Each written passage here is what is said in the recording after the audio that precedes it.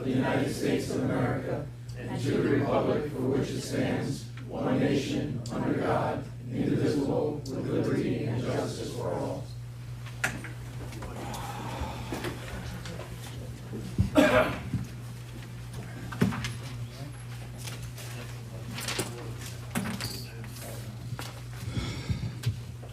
Do I have a motion to open up town board meeting? So moved. Second.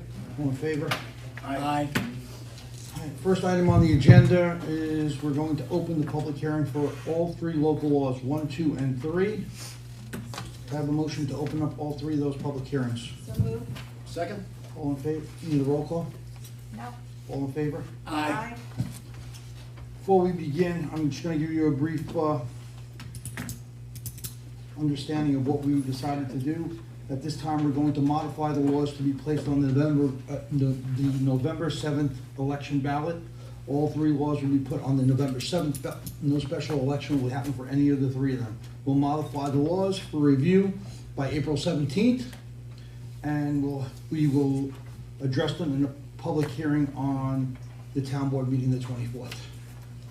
So we're not really going to speak about it tonight because we're going to modify everything and give everybody all the new laws. So with that being said, I'm going to go. Motion to close all three. No, not Adjourn. close. Adjourn, I'm sorry, motion to adjourn To April 24th. to the 24th, yes. We have that motion. So moved. Second, Second. in favor? Aye. Aye.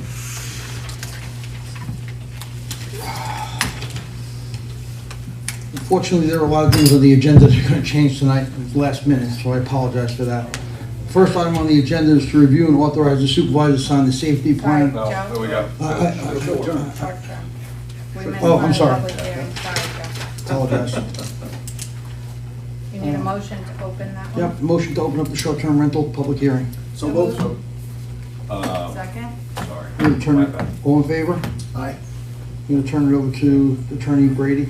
So the last, this is gonna be also adjourned, but I want to give at least an update.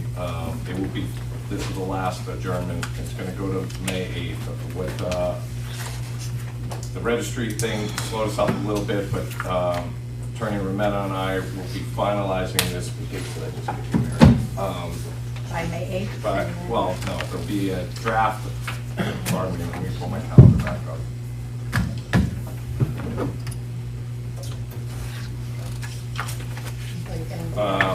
The 24th, the town board will have the final draft or proposed final draft with a week or some time to get it back to us. Insert any changes for May 1st, which would then satisfy the time frame, and will be posted so it's available to the public with a week to provide any thoughts. It's rarely would I heard. I think it's a good opportunity for suggestions. If the public wants to make them, I'll make my email available, and that way I can have some time to digest them. I expect there's going to be quite a few of them, so I can have a response to the public. Not that it would limit the public comment section on the day of the vote, but it's a very new type of law and intricate, so I would love to have the feedback as early as possible, so I'm going to post it as early as possible. I have the feedback from the last two public hearings. I have the ERB's feedback from the original. I have and citizens like Mr. Healy and some other folks have provided feedback. So I will open the door to that. I will do my best to incorporate as much of it as I can. Or can you just give the dates again? I'm sorry. Yeah, May 8th is the date. May 8th. Yeah, that's the what I adjourn had date down. for the public hearing. I Okay. just wanted to give a timeline. I'm Yeah. giving the heads up to the board. So the final date, I'm meeting with Mr. Rometta to incorporate the last pieces of his input to get it to the board by the 24th. So with the idea that your feedback comes to me and I can then put that in, so when it's posted to the public, at least it's got as much of what we can gather to give to the public. And the reason it's the 8th also is I expect it to be a significant contribution from the public there's already 3 public hearings on the 24th. So it seems to make sense to give it a standalone date also, which is additional reason.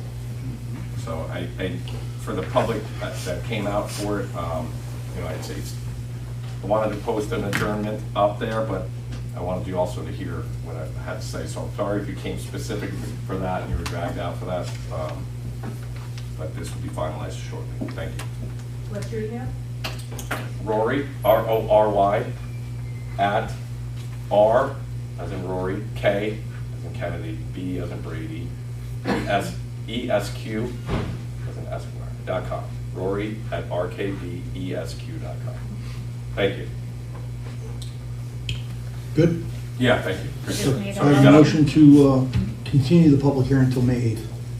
So moved. Second. All in favor? Aye. First item on the agenda is review and authorize the town supervisor to sign the safety plan for Dial-A-Bus. Inaccurately didn't get the safety plan for Dial-A-Bus. We got the bus operator service contract.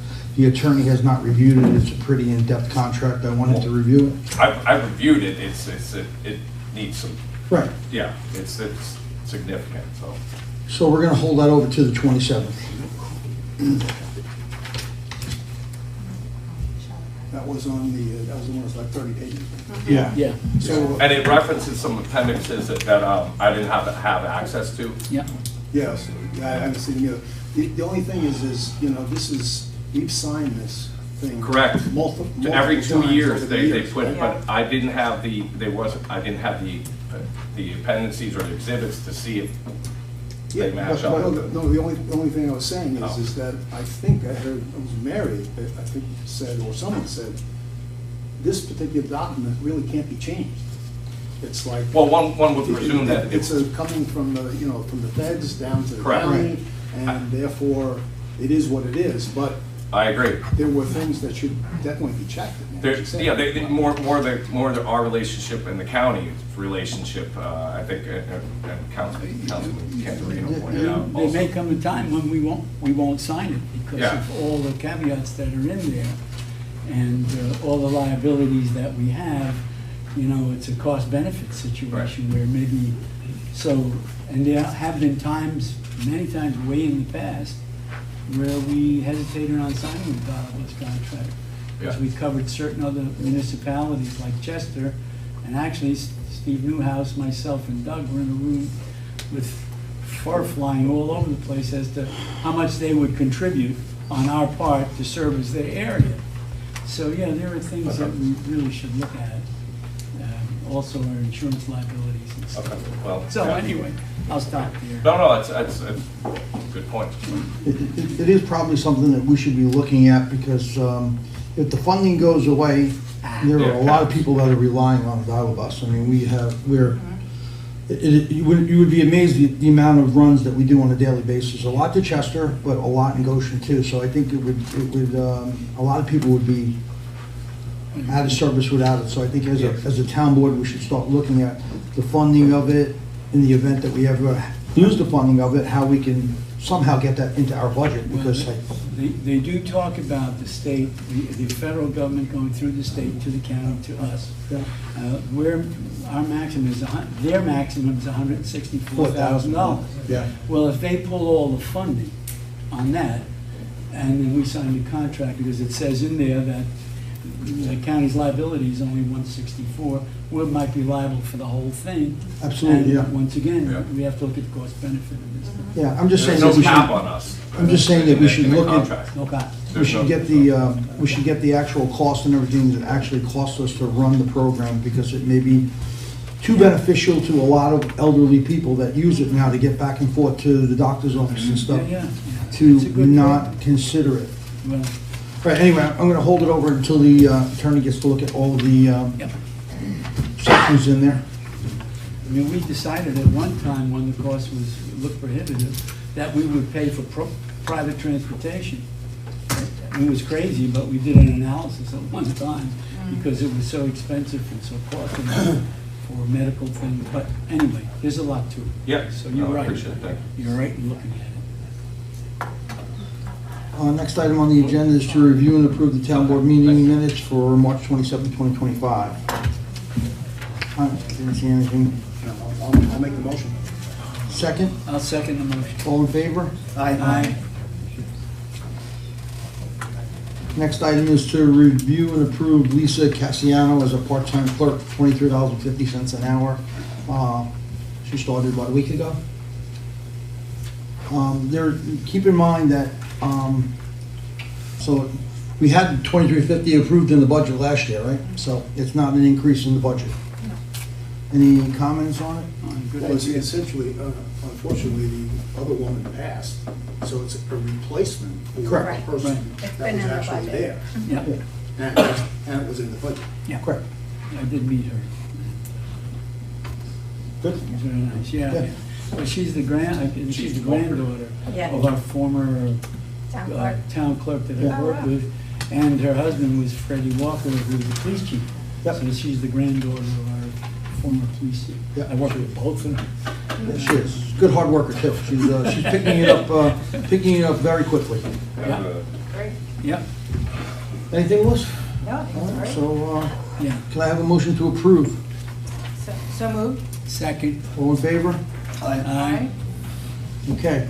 Next item on the agenda is to schedule the IWS public scoping session for April 24th, 2025 at 7 PM. Is that a special meeting, 24th? Nope. That's an ad Nope. meeting? Okay. That's it. Can I have that motion, please? Yeah, I'll make the motion. Second, all in favor? Aye. Number 5 on the item, Chief Post couldn't be with us tonight, so we postponed that to the April 24th meeting also.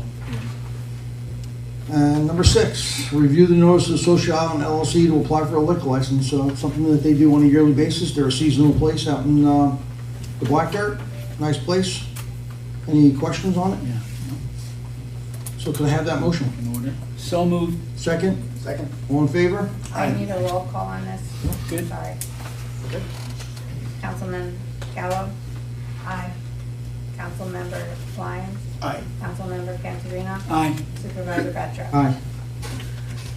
And the last item on the agenda is we are going to schedule a water sewer annual meeting for Tuesday, April 29th, 2025 at 7 PM for the Consolidated Water Sewer District. Do you have a motion? So moved. Second? Second? All in favor? Aye. Yeah, so that's 7 PM? 7 PM, yeah. 7 p.m. For the existing water consolidated. That's the 29th, did you say, 29th. Jeff? Yeah, Tuesday the 29th. Tuesday. No, it's a separate thing. All right, off to finance. 29th. Discuss and approve a motion to authorize the supervisor to pay accounts payable in the amount of $315,009.71. So moved. Second? Second? All in favor? Aye. Discuss and approve the request from Budget Officer for year-end to date budget transfers dated April 11, 2025. It's attached to your list. Can I have that motion? Or any So questions? moved. Second? Second? All in favor? Aye. All right, and informational purposes only, the Budget Officer submitted an AP run from March 27th and April 10th. Yeah. All right, Good. new record, privilege of the floor, 7:10. Unfortunately, I've been told by council, you are a,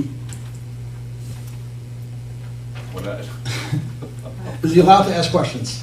Yeah. He is, okay.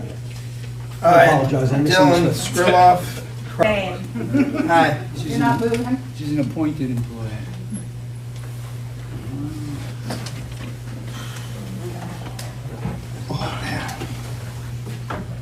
Good evening, Chris Haley, Town of Goshen. Oh, Supervisor Betro. No, I just got a massive migraine. I'm sorry to hear Apologize. it. Been there, sorry to hear it. Mary almost didn't have anything to say tonight, but they threw a lot of dates up there and I just gotta clarify some stuff. Chris, I answered all your questions today, come on. Okay, let me just start with the local laws 1, 2, 3. If I copied this down, I'm sorry. If I copied it wrong, I'm sorry. But I believe you said November 7th with the general election. I just said the general election, whatever date that was. It's November 4th. It's just one, Probably want to know that. or not, whatever, nobody, I'll be there. Good. In I'll October, I'll remind you, remember. okay? That's my fault. I wrote the 7th on Joe's note.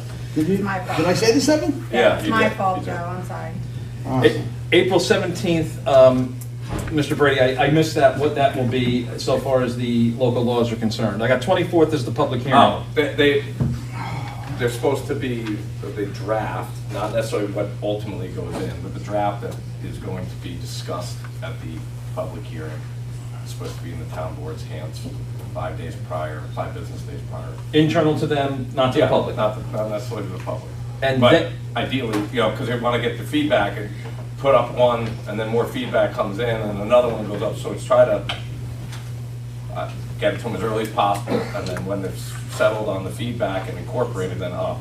Yeah, and it's, they're not difficult local laws. Those so- one, no, I'm more, that's what you're gonna segue into on the next one, I'm assuming, right? Yeah. You know me so well. I do, but that's a good way to do it, so. Yeah, let's talk a little bit about the short-term rental law. First, we were doing two different ways, Yep. banning outright or making some compromise. Is banning outright still on the table? Yes. Okay. 424 is the final draft. May 1st is the published date. Is that when the public gets it? The 22nd, I have my, the last of the setup meetings with Mr. Rometta to incorporate his advice on the enforcement portion. The idea I was trying to be synced up with the Thursdays, was to have a day for me to compile his edits, boom, get it to the board 2 weeks out from the meeting, so that their feedback comes to me, I can incorporate that, and then have it posted on the Thursday, a week out from the public hearing. That way, May 1st, thank you, yeah, so that way, because I do expect feedback to come in, and I want to be able to, I want it to be able to be voted on May 8th. Thank you. And will that be published to the town website? Yes, but I want to make sure that I got all their stuff in. I'm trying to set firm dates, so I'm telling the board, at the same time I'm telling the public what the expectation is. Up to this point, we did have a public hearing on this. Yes.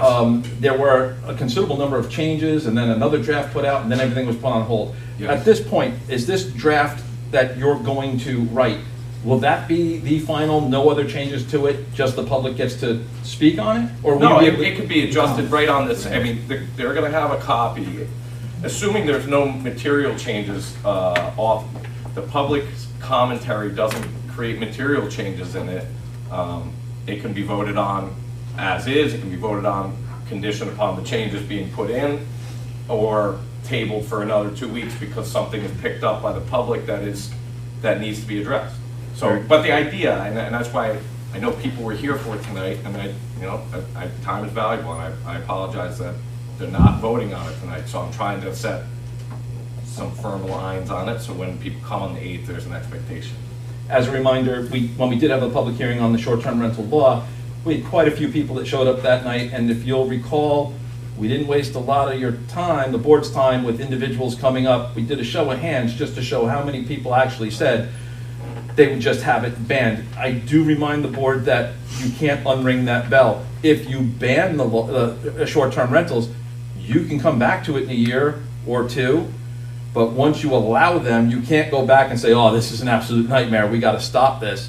And we have heard from quite a few residents that have STRs on or in their neighborhood, and they have been a problem for them. And I do hope you take that into consideration. Can I just address that real quick? But you can ban them once you've started them. Well, so my concern there is that. As we're doing, what the public is suggesting, according to you, would be to ban them, and right now they're allowed. I'm sorry, I thought they were not allowed because We seem to have a problem enforcing it, so one could argue that they are allowed by not being banned, which is why they gotta be identified, which is how this all started. So you're saying they're allowed by practice, but they're not allowed by law. I'm sorry. They're not allowed by law. Our laws are laws of inclusion, is that, do I have that? I could argue either way on it, really. So I'm saying, generally speaking, if you authorize them, or you authorize them the way I suggested initially through a permit process, then you don't need to go back to the drawing board. you can have a permit process and an application, and there might be certain scenarios, there's part of the public that has emailed me and reached out to me that has addressed it as, I live in an area where it wouldn't be a problem. So, yes, the public raised their hand, and the board authorized me to look into a full-time ban. I personally, as an attorney, I think there's some flaws in that, equal protection issues, dormant commerce clause, things in the Constitution. However, I haven't found a lawsuit that's been successful on that. So I'm operating off of the will of the board, which is the will of the people. But right now, I just want to correct the idea that if they were put in place and allowed through a permit process, that they can be then rescinded back, or the permit wouldn't be allowed. The same way a B&B works, right? So that was the concept initially, was to have a whole thing with permit process and zones. And that's why the planning board had that copy. Somehow my draft made it out to the public, so that shouldn't have happened. And that caused the confusion of why there was a red line copy in the possession of you before I had it. You figure that one out. So that would be someone, probably someone in this room, but you know. Okay, it wasn't from somebody in this room, it was a different board, but it was. I know, and nobody- I know, but is there anybody on that board in this room? You know what, it wasn't handed to me, it was on the table. Okay, I'm sorry. I'm not throwing you're anybody- on that board, so. I'm not throwing anybody under the bus, I'm saying that, no, I can understand that, and it was very confusing that we had red line version, and it was a mess. Yeah, it's hard to do your job when midstream it's being analyzed, right? So midstream it got analyzed, and then there was a decision to ban it outright, so I had to go back and start over. See, wouldn't banning outright just make everything so easy? See, I'm Yeah, trying it's to just be that, easy. you know, I'm just looking out for like, you know, the taxpayer that when we get sued, right? And then it wasn't your vote because you're just here, right? And it's my legal opinion, and then they vote on it, and then we get sued. That's what I'm trying to avoid. Okay, I'm coming from a resident's point of view that I buy a house in a neighborhood, I'm not expecting a small hotel going on next door. I got people coming in every single Sure, day. I agree with regulation. I agree, absolutely. And I certainly appreciate you giving me the time. I do. Yeah. I know there's a public hearing. Well, I know you collect a lot of the thoughts, so I'm addressing you because I feel like I'm addressing the rest of I'm getting calls all day. People So are am I. like, what's going on? I go, you understand I'm not actually on the board. I don't get a vote. I've just got my ear to the ground. I hear you. I know that. And so I look forward, we'll have a public hearing on May 8th. Please send me your thoughts. Like, you've already done that, but I'm serious. Like, You've got all my thoughts, man. I don't know if I have all. On the short-term rentals, you do. Okay. Put a line to it, ban them, makes it easy. The dial-a-bus funding, I agree with the board, the dial-a-bus as I said before, it's an intangible, it's one of those things that you can't exactly touch, but it makes a great town great.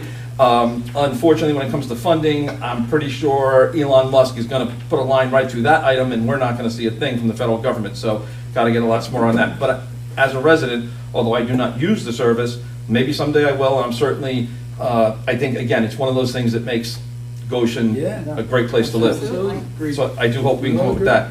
I want to just finish with my favorite subject, the water district.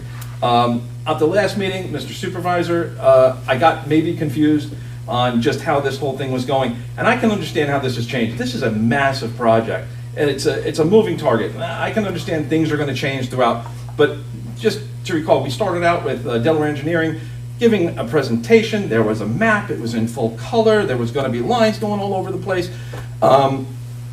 Somewhere along the line, we picked up a wastewater treatment plant, maybe it's free, maybe it's not. And now, at the last meeting, you said we might just start with 2 properties and then expand from there. I respectfully request of this board that you take the time to reintroduce this commercial water district to the public. I think by probably no fault of yours, it's simply too many moving parts. And you might not think that non-commercial properties have a vested interest in what's going on there in the town, but that's not true. A lot of people on that end of town, myself included, are concerned about what the commercial water district means, what kind of growth comes from that, and just that, so we've had so many changes. I sure would appreciate, not starting from scratch, but to make a new presentation on just what it is we're doing, what maybe we tried and didn't work, and maybe where we're going from here. Yeah, we are trying to finalize exactly what the plan is, all the moving parts. I asked Delaware to prepare a presentation to come to, when they're ready to come to the town board and give it all out, on everything that we're working on. I'm sorry, you're absolutely right. It's a constant moving part. I get it. We don't have agreements in place, we're negotiating agreements, and it's taking a lot longer than we all thought. Appreciate the But efforts. I'm not Thank- hiding nothing, we're not hiding nothing. Understood. Thank you very much. I do want, before you get up, Bill, I forgot to mention some things that I promised I would address. The garbage letter for Ham Park and Heritage went out on April 4th. They have 30 days to adhere. They can't begin collecting garbage until 5:30. Yeah, right. Yes, it was 4 under the commercial, well, not under our code, but under commercial. Right, but in the residential district, Yeah. it's 5:30. So the letter was sent out preemptive, see if they adjust on their own, but nonetheless, the law is going to be amended, or the town code's gonna be amended, because it's, well, I'm not gonna get into, it's gonna be amended in the very near future. So they have 30 days to comply. Yeah, but regardless, they're gonna, Right, I the code's gonna be changed, So, so. I mean, for the immediate time right now, on May 4th, if there's a garbage truck out there, the police will be stopping them, pulling them over, and fining them. Yeah. Okay? That's great. Ham Park, green sand system, it's up, it's running, they're tweaking it, they're turning things on and off. There's a little brown water occasionally people are seeing in there because we're backwashing to try to get the, it's a fully operational system that it runs on itself, backwashes on itself, what things turn on and off, so they're trying to test everything to minimize anything going wrong. But we are close to having it fully up and operational. The tank's been fixed, we have all clean water, 25,000 gallons of clean water in the tank. We have some additional stuff that we have to do there that we'll address in a later meeting. Altori, received a letter from Dave Pollock, all the work that has been done on the gas filtration system and the system itself has been completed to their expectation. They were out there and they gave Altori the green light to start working again on the tap. That was effective last week. I did receive an email from David Pollock. The Environmental Review Board brought up a potential issue with the IWS facility on the EPA issue. I spoke to IWS today. They believe that the issue's been closed. They paid the $6,000 fine. He was going to check and get back to me for sure, but, and I couldn't get through to anybody at the EPA. No kidding, but. All right, that's my updates. I apologize. Good news on green sands. Yep, Thank you. almost there. Bill Troy, Goshen. Just one more thing on the short-term Yeah. rentals, Rory. Yes, sir. I'm not familiar with the process. So May 1st, there'll be a draft available to the public. The public makes comments, they send them to you. But what is the review process? Who's involved and how do any changes get made? All right, so generally speaking, that 5-day, I've extended out the timeline because of the length of the law. I've made that timeline larger, okay? But procedurally, I get direction from the board on what they want in kind of lay terms, so to speak, right? Want to ban short-term rentals, so put together a draft. Their commentary come either through email or phone call, right? And then I try to incorporate it, or I say it can't be incorporated, or I gotta wait till the board's in a collective setting so they can discuss it amongst themselves, right? So any material changes, I don't necessarily put into the draft or change out of the draft. The public commentary, some people say, you have something called this over here and it doesn't, sync up with, or whatever, with terms over here. Okay, that's a great point, I didn't see that, and I adjusted. So it depends on how serious the suggestion or edit is of where it takes place, but it would be myself with some feedback from Attorney Rometta, who's the code enforcement attorney, in case, obviously that's really the issue, is enforcement right now, being able to do this. Certainly feedback from Attorney Naughton, who's on the planning board and knows the town code front and back also will be incorporated. I don't know if I'm answering your question, by the look of what you're doing, I don't think I am, but I'm trying to. Let's revisit it. Okay, ask it again. Maybe I'll I do think better. what I'm hearing is that you will make decisions regarding any utilization of public comments in that document or not in the document, No, not the board. I see why you're asking that, because it is a bit unorthodox. I'm not keeping it from the board. I'm trying to streamline it, but the board can be included on the email. I don't want the board to be operating in a quorum, responding to your commentary. That's where it gets challenging, right? But I want to expedite this also. Yeah.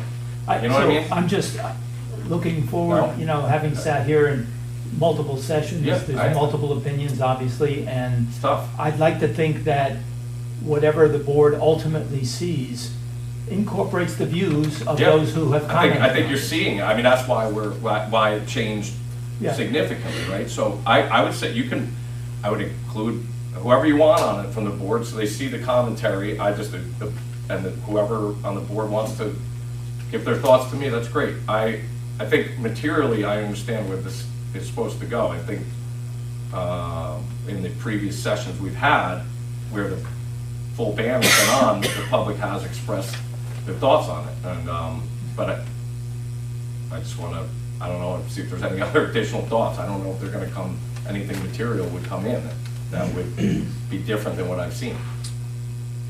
I'm not, it could. I mean, more people are paying attention to it, and it's the time of year maybe where there's more of them out there, and so it becomes more of a hot issue again. I just wouldn't want to get into a situation, Rory, where a document goes to the board, Yeah.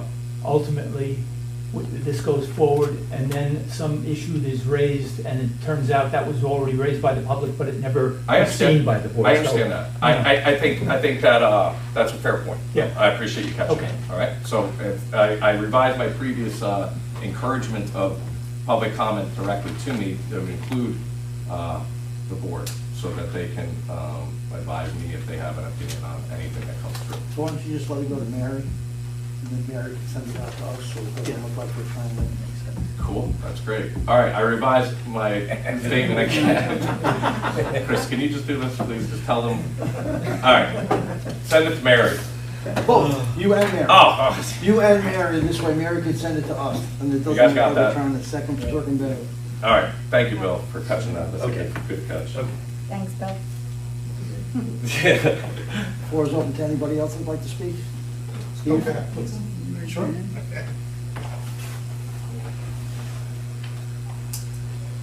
Steve Betancourt, Goshen, New York, Ruth Court. Just wanted to show an example of unsafe traffic conditions that one of our neighbors took recently. We've been seeing it more and more with trucks. And if you all agree, may I approach to show you the video? Sure. So you can see the truck turning right from 6.5 Station Road onto 17M. I'm going to play the video now.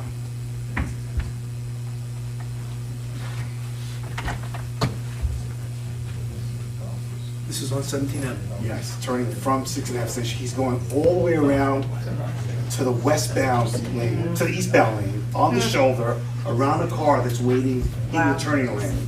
And we're seeing this more and more. Yeah. Yeah.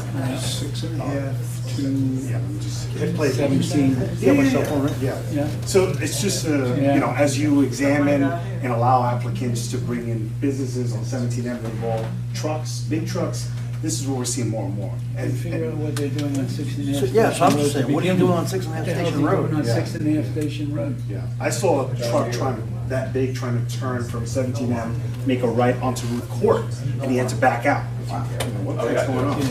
So it's just becoming dangerous, as you can see. Unless it's local delivery. Yeah. There's one little warehouse. That's a huge truck, yeah. There's There one is warehouse one on warehouse 6.5. there, right behind, the old, Where the racquetball court used to be, Can you Phil. send it to me? Sure, absolutely. Yeah. Thanks for The listening. little Thank you. warehouse. You got my number, right? My Yeah, number? thank you. Right, It's actually impressive. and that's a local I'm in a delivery. beautiful. Yeah. If that's where they're going. Move out the way. Thank you. Would anybody else like to speak?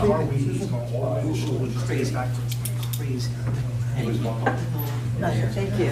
I came out tonight because I thought it was a public hearing on these issues, but I haven't been able to come to a lot of the meetings about Susan, can you- the short, it's my name. Your name, yeah, please. Susan Shapiro, Goshen Green Farms, 3301, 207. I'm concerned about the short-term rental issue. I don't know if it's been raised before, but for farms, is there any exclusion for farms? Is there any special accommodation for farms?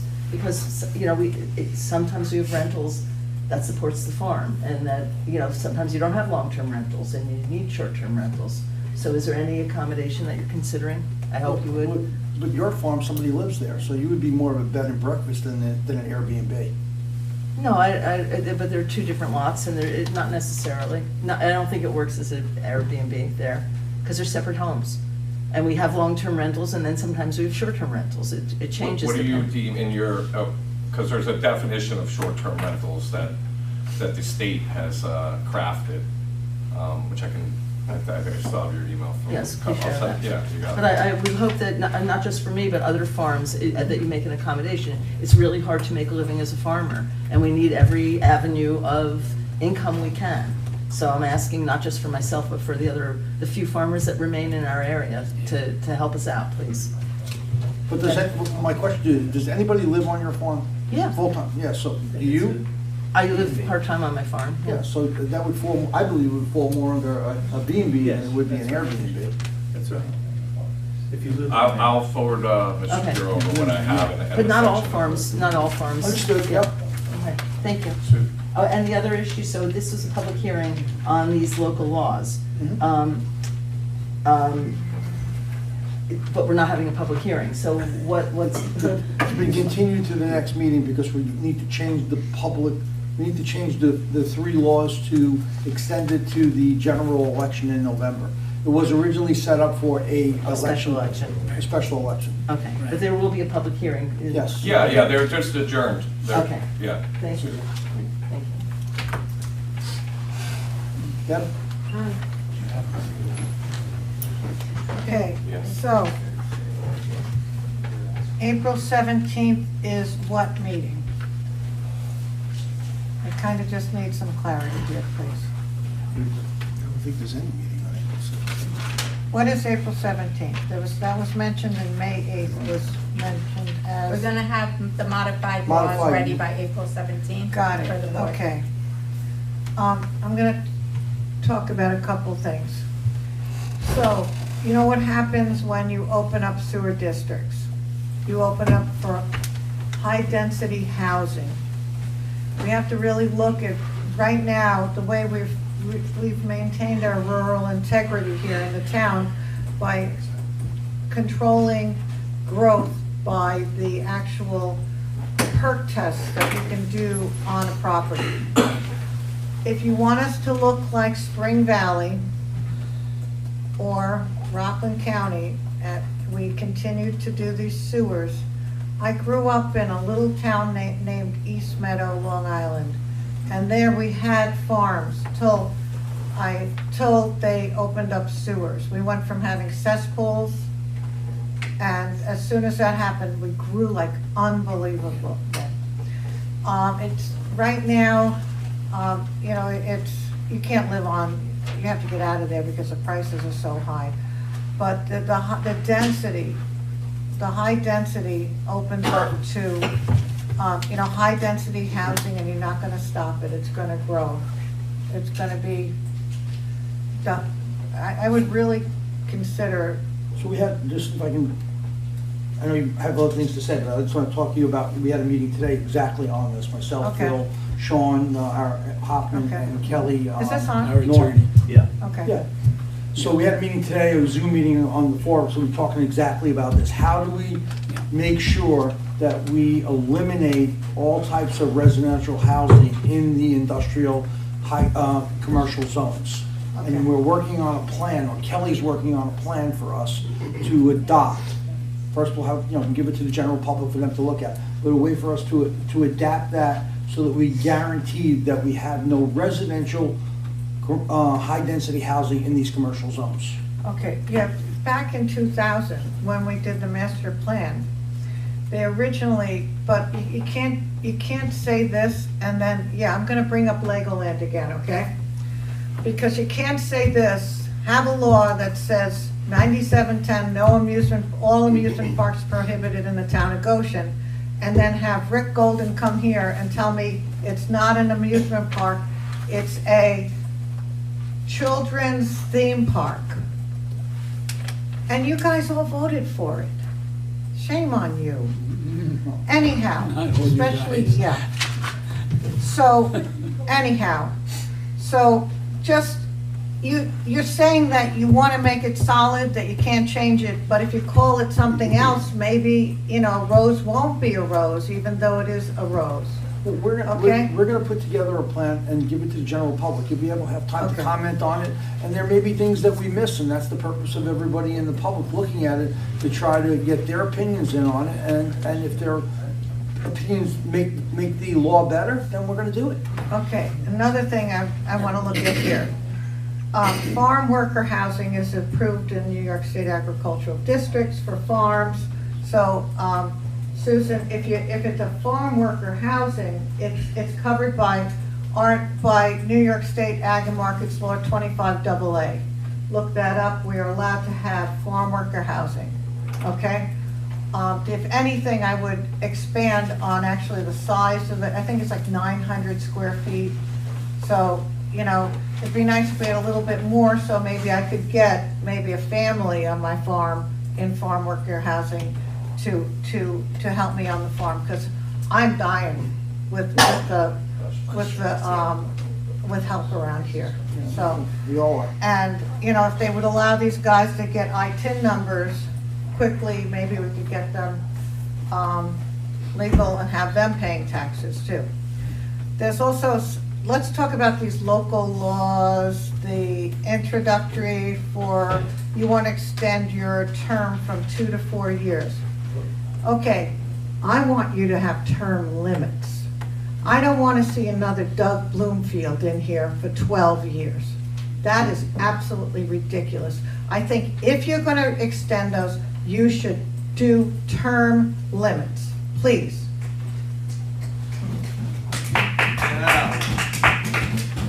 Next thing, just one more, glamping. You know what glamping is? No. It's glamorous camping. It's another avenue in which farms can actually make money. We can set up platforms, have people come in. I would like that to be included with, if you are going to do permits, allow glamping. It's a short-term thing. It's a fun thing for families if you do it properly, glamping. And so I'd like glamping to be included in the short-term rentals. Okay? Thank you. And I think I could probably find more to talk about. Okay, listen. Thank you very much. Have a good evening. Thanks, Deb.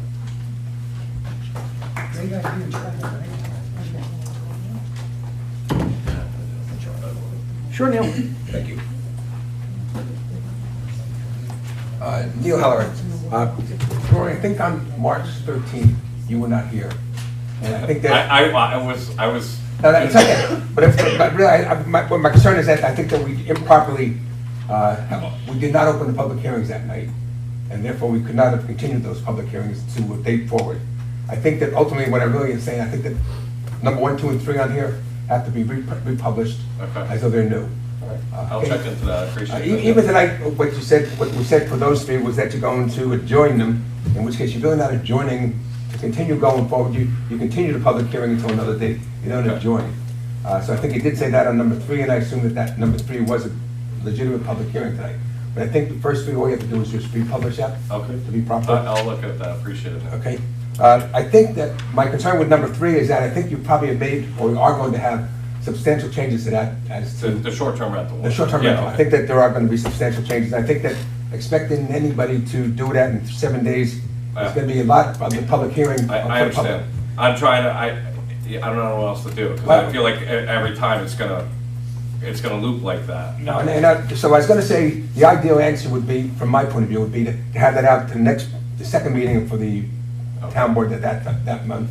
Because the other thing you have to do, I think, with substantial changes, you have to refer that back to the planning board into the ERB.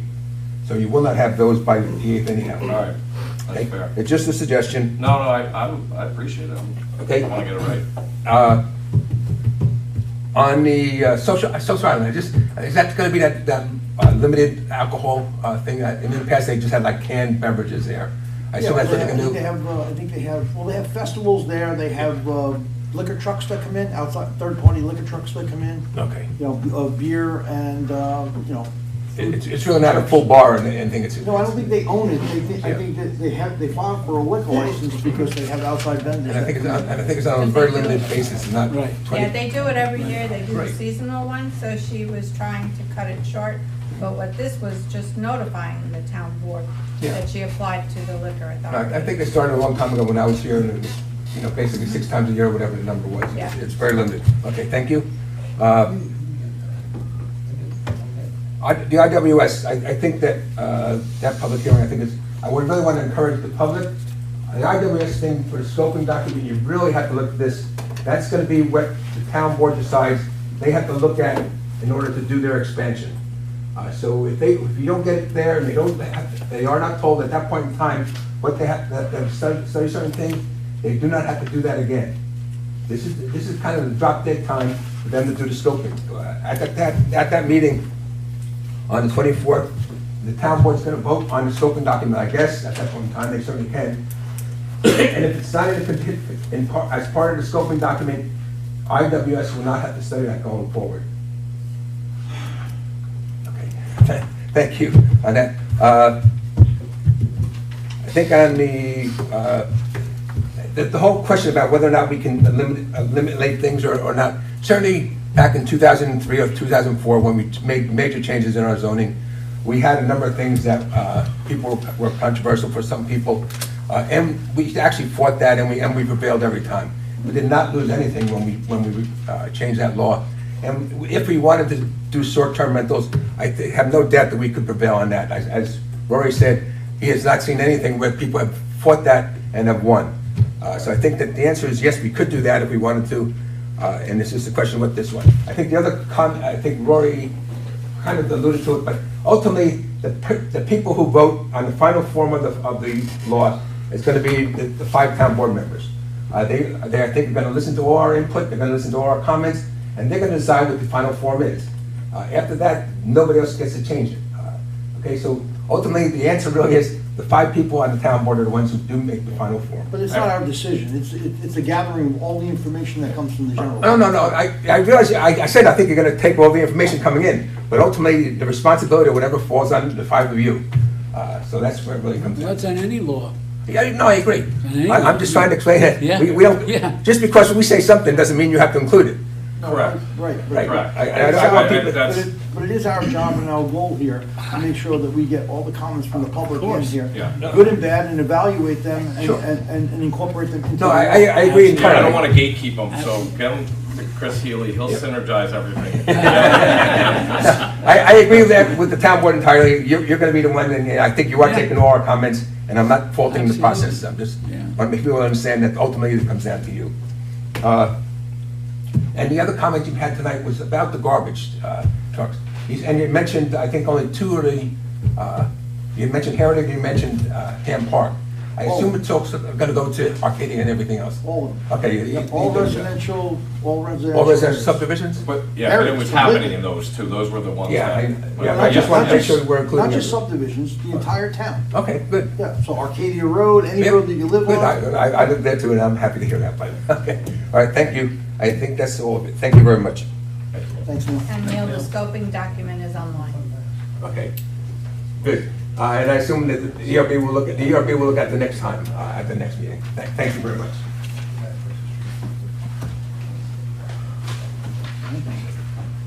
Just a quick question. Take your time.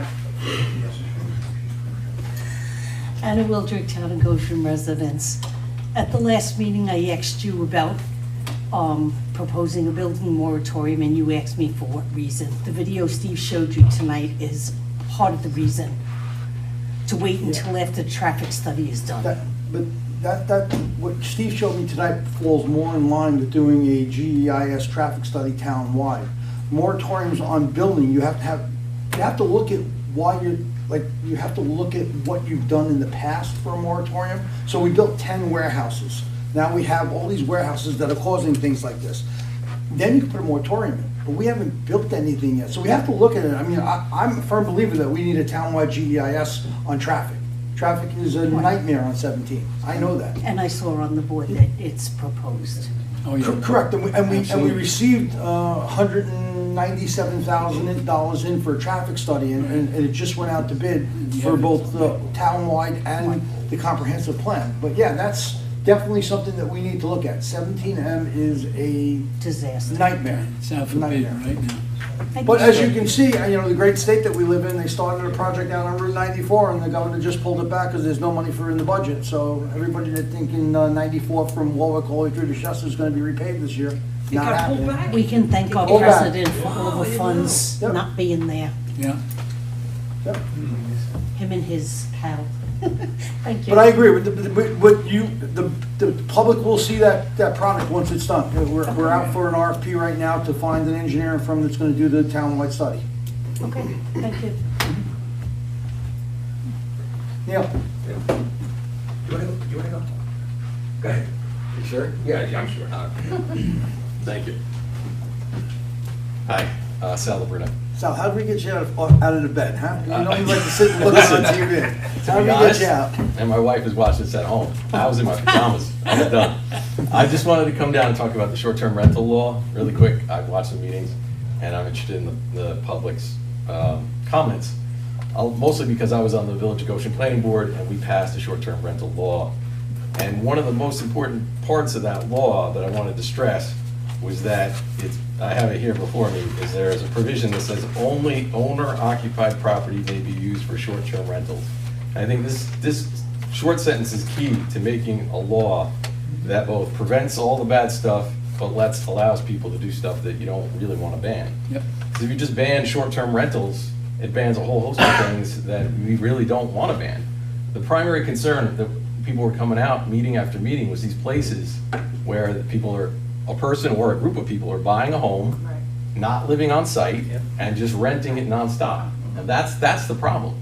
If you limit it to owner occupied only, obviously someone who lives on site, even if they're not there while the property's being rented, so much more incentive to make sure that it's clean, that there isn't garbage, there isn't a problem for the neighbors. So that, I think, is the most important thing. You don't want to just do an outright ban. I think the draft that had come out before that Mr. Brady was working on was great. I just think that one provision to say owner occupied only, so that way you've got the enforcement aspect that you're missing with an outright ban, but you target it to what really is the problem. So I just want to reiterate that, for you guys. I've shared my thoughts. I think the before. public has brought that up multiple times. I just want to make sure. The supervision of people coming in and out and the garbage issues that we have would Yes. be eliminated if the owner lives there. Right, if that's, Caretaker lives there. and it's contained in the B&B section of our town code. That's how it separates it And I think- for that. No, it's just, I agree. I think the village put a limit on the amount of times it could be rented also, didn't they? They did as well. So if you are worried about a situation like when it's just constantly people running in and out and some sort of gray area where somebody says they live there but they're not really there, you could do a limit like that, which is what the village did. I think it's a pretty low limit, which. 6, I believe. Yeah, something pretty severe. Well, there's gotta be, if you're owner occupied, there's only so many times, Right. it would be max half the year, because it's gotta be your dwelling at least. Yeah, I mean, I have a friend who doesn't live in the town, but he has a large house.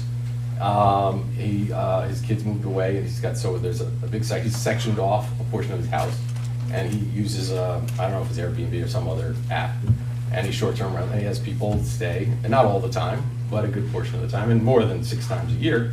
But he's able to make money off of his property to help, pay the taxes on that. And, it doesn't seem to bother anybody. He's still there, he's still invested in it. So, every now and then you'll get, a loud tenant, just like, sometimes your neighbor down the street would have a loud party. But other than that, it's not like one of these places that's just got people coming in and out. And that's the real issue. Yep. All right, I think if you concentrate on that, you always come back and tweak it here and there with those, the limits, the numbers of times and things like that.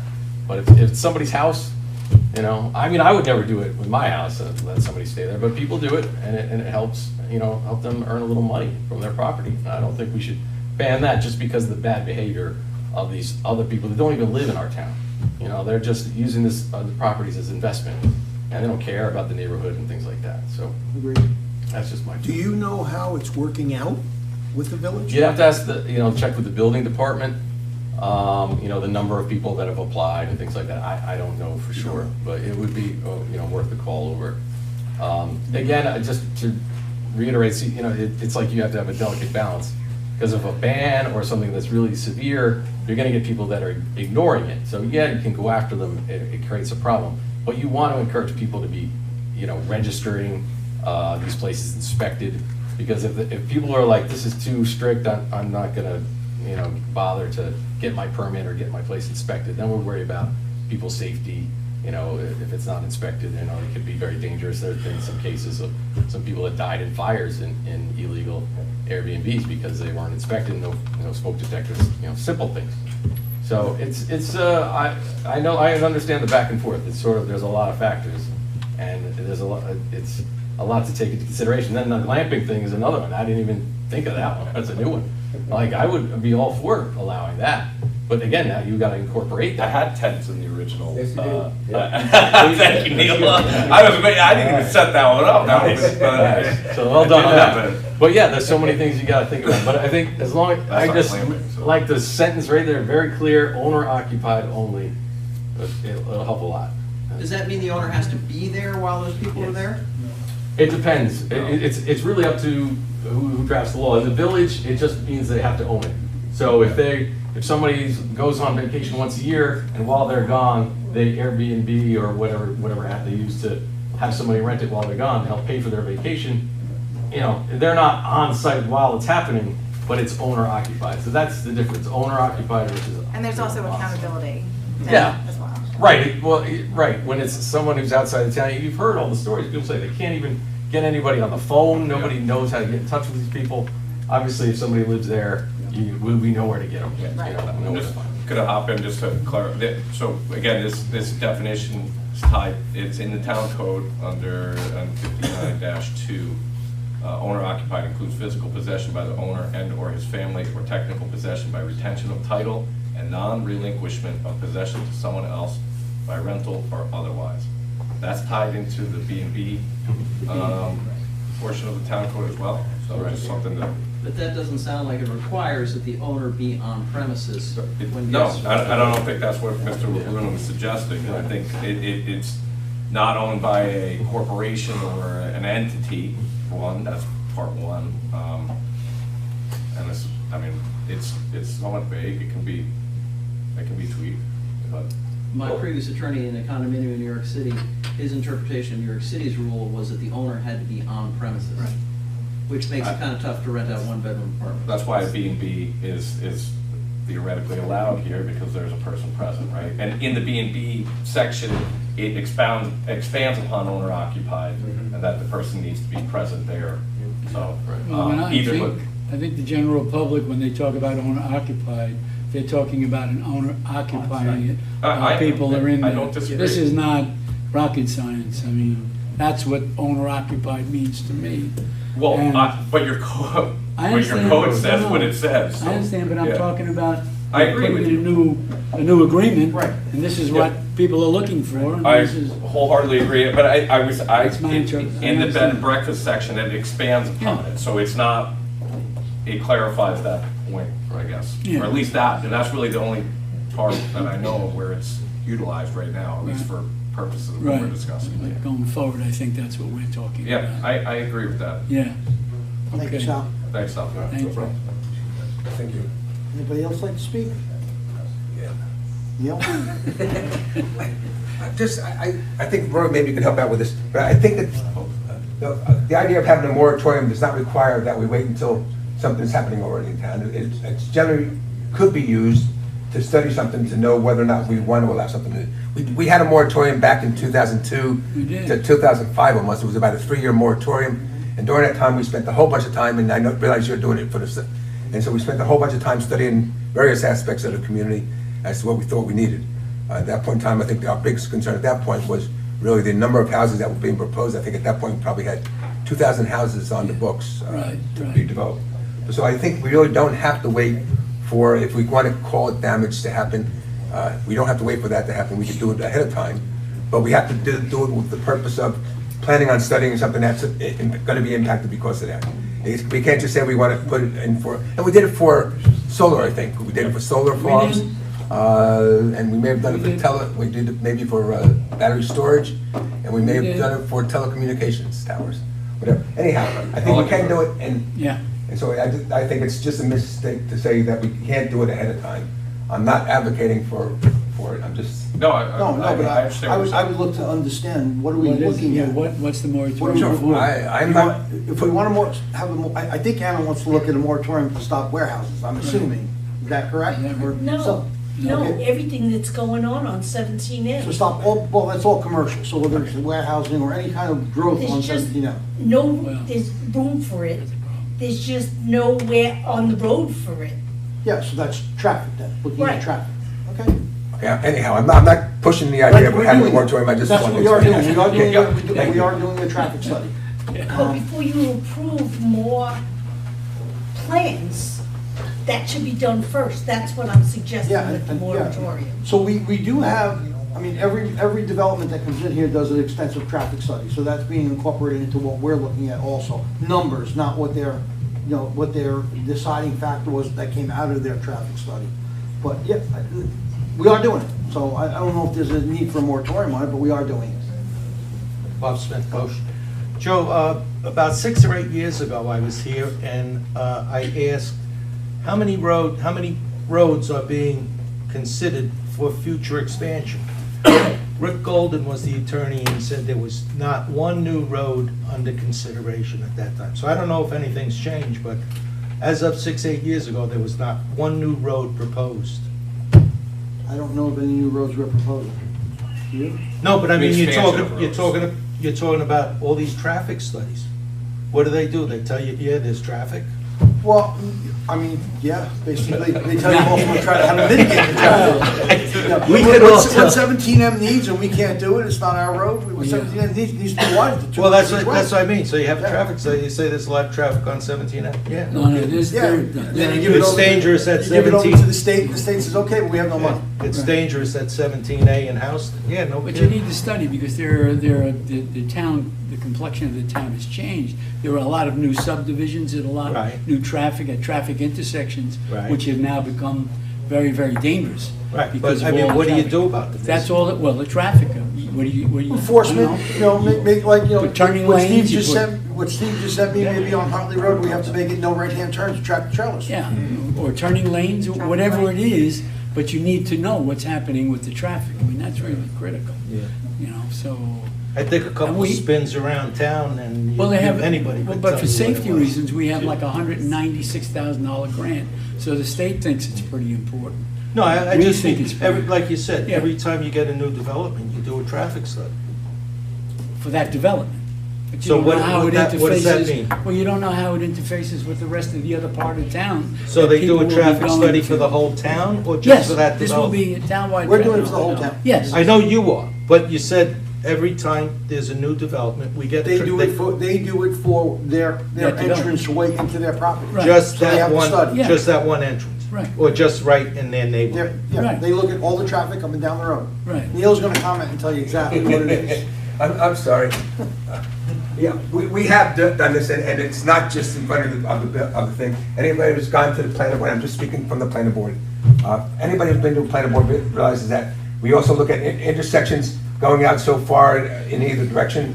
Goshen Hospitality, when it was proposed, went out to Fletcher Street, it also came down to 17M.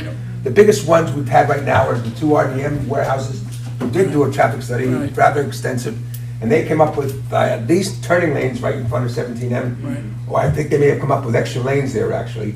And they did, I think, from 6.5 Station Road all the way up past Hartley Road and down the other side some. So I think that, yes, they do sometimes talk about the impacts and what has to be done. There's a whole discussion then about how much each project in the area has to contribute to that, because no one project wants to say, I'll pay for it all, and the rest can benefit by it. But yes, they do look at it beyond that. I know when Legoland went in, they actually went, I think they looked at intersections of possibly all the way down to Woodbury and Yeah. out to Newbury. So yes, they do look at those things Yeah, sometimes. there could be saturation at intersections where maybe you won't approve another subdivision because it's so saturated and so dangerous. I mean, this is what a safety traffic, I mean, I'm chairing the committee to do the master plan. And that's, to me, that's gonna be crucial in the master plan as to what we anticipate in the next 5 years. No, I think, So- what I just want to say is that the planning board does look out beyond that, and, No, no, and I they, know and the that. and the projects don't just stop at the, when they hit the main road and say, all right, that's No, good but there will enough. be merges of different subdivisions and areas. And yes, you look at this, but how about the two of them that are merging? Sure, and then you have the Huge the distance. cumulative So, impact. You have Anyway, 5 or 6, and each one that. all the trucks that are coming now, That's all by the weight 1,000 limits tons. on all the back roads which they are going now, they're traveling that they shouldn't be. So this traffic study is it's more of a safety.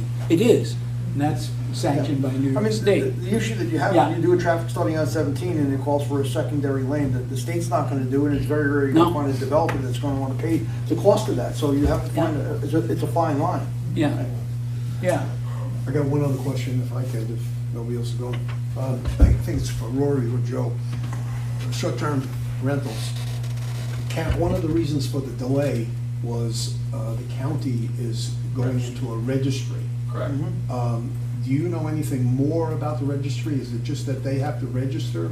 Or Yeah. are they gonna set up guidelines and rules? No, for it's things? essentially just a collection of data collection where the Airbnbs are that are legally identified. Right. So I'm probably gonna tie it in as a presumption that if you're on that list and you're in the town of Goshen and there's a van, it's a presumption that you're operating an Airbnb if you're on the registry. That's really the only value of it to the current proposed iteration of this law would just be, it would be another presumption that you're operating Airbnb if you're on the registry. Do you think maybe one of the reasons is then they can collect the hotel tax? Absolutely. Yeah, if you're asking me the reasoning behind it, yes, yeah, it's data collection for, it's always about money. Yeah, they're getting 5%. They're not doing it just so it's easier to identify with Airbnb, they want So they cash. collect the 5 tax, but then they have none of the aggravation. Correct. Yeah, But that's- they're that's why not they're- permitting, what they're doing right now is not from a permitting standpoint, it's for a collection standpoint. They wanna know they want every town to gather the data and give it to them, so that now they have an established agreement with VRBO and Airbnb. So they get the 5%. It's almost impossible to get an agreement with Airbnb. Yeah, so then they kick the can down to us, but there's nowhere for us to kick it, so. Anybody else? All right, can I have a motion to close the town board meeting of April 9th? So moved. Second? All in favor? Aye.